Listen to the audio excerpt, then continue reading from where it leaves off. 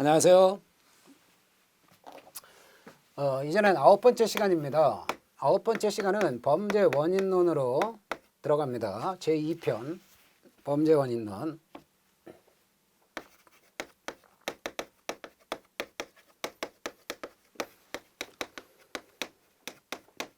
그래서 이 책은 제1편의 범죄학이란 무엇인가 하는 것과 제2편 범죄 원인론, 제3편 범죄 대책론 이렇게 되고요. 최종적으로 교과서 맨 뒤에는 조문이 실려져 있습니다. 그러면 여기에 대해서 범죄 원인론 2편 들어가는데요.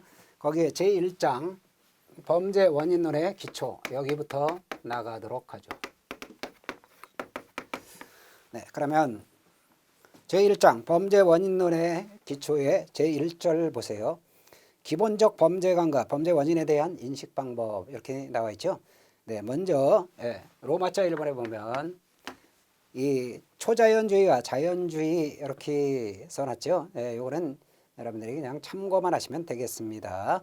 그러면 범죄 원인론의 기초로서 로마자 2번 비결정론과 결정론이 나옵니다. 이거는 이미 배운 겁니다. 그러면 이 범죄 원인론 파트에서 비결정론과 결정론 이거에 대해서는 비결정론이 의사 자유론 또는 이걸 갖다 자유의지론이라고 해요. 프리윌 자유의지론이라고 합니다. 그런데 이거는 고전학파에서 고전학파 내지는 고전주의 여기서의 시각입니다. 그러면 고전주의에 따르면 비결정론에 따라서 인간은 합리적으로 의사선택을 결정할 수 있다는 거예요. 범죄와 범죄가 아닌 것을 결정할 수 있다는 거예요. 의사의 자유가 있기 때문에 자유의지가 있기 때문에 인간은 자유롭게 소질과 환경에 지배되지 않고 자유롭게 범죄 의사를 결정할 수 있다는 거지요.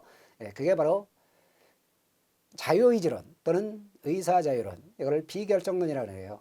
비결정론이라는 얘기는 범죄자와 범죄자 아닌 자는 결정되어 있지 않다는 거예요. 인간은 스스로 범죄 또는 비범죄를 자기가 결정한다는 얘기죠. 그런데 결정론은요 반대예요. 결정론은 의사 비자유론입니다. 자, 인간은 자기 의사를 자기가 스스로 결정할 수 없다는 거예요.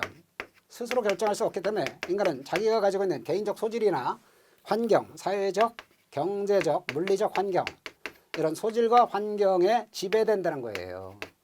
그렇기 때문에 소질, 개인이 가지고 있는 소질에 따라서 범죄자는 앞에서 배운 유전적 소질이라든가 롬브로저가 얘기하는 유전적 소질이라든가 이런 개인적 소질에 따라서 범죄자는 정해져 있다.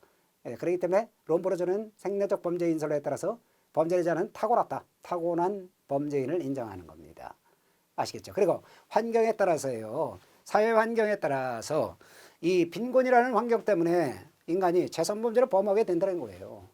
그러면 이거를 빈곤이라는 환경의 지배에 대해서 이 사람은 자유의사에 따라서 범죄냐 범죄 아닌 걸 하느냐 이 행동을 결정하지 못하고요. 환경에 지배돼서 그냥 범죄자는 정해져 있다는 거예요. 빈곤하게 되면 재산범죄를 아무래도 범하게 될 가능성이 높다.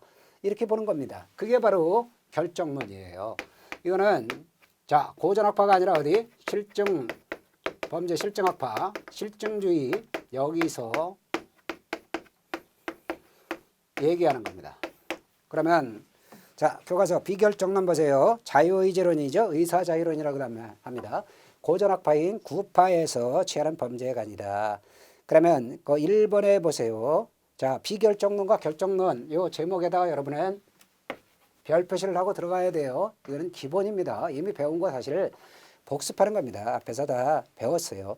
1번 보세요. 인간은 자기 행동을 소질과 환경에 구애되지 않고요. 구애받지 않고 스스로 결정할 수 있다는 거죠. 그렇기 때문에 범죄인도 자유의지를 가지게 된다. 그러면 이 구파인 고전학파에 따르면 범죄인과 비범죄자, 범죄자와 비범죄자는 평등하다는 겁니다. 차이가 없다는 거죠. 차별이 없다는 거죠. 그래서 이게 바로 자유의지론 내지는 의사자유론이라고 하고요. 비결정론이라고 하는 겁니다.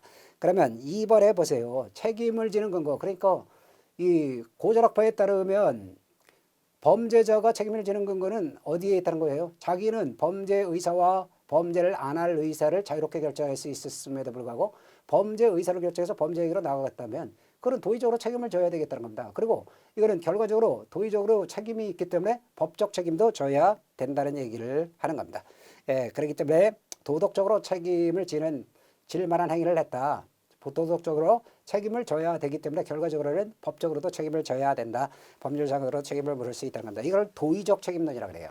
그래서 이 비결정론을 취하는 고전학파는 도의적 책임론을 취한다는 거죠. 도의적 책임.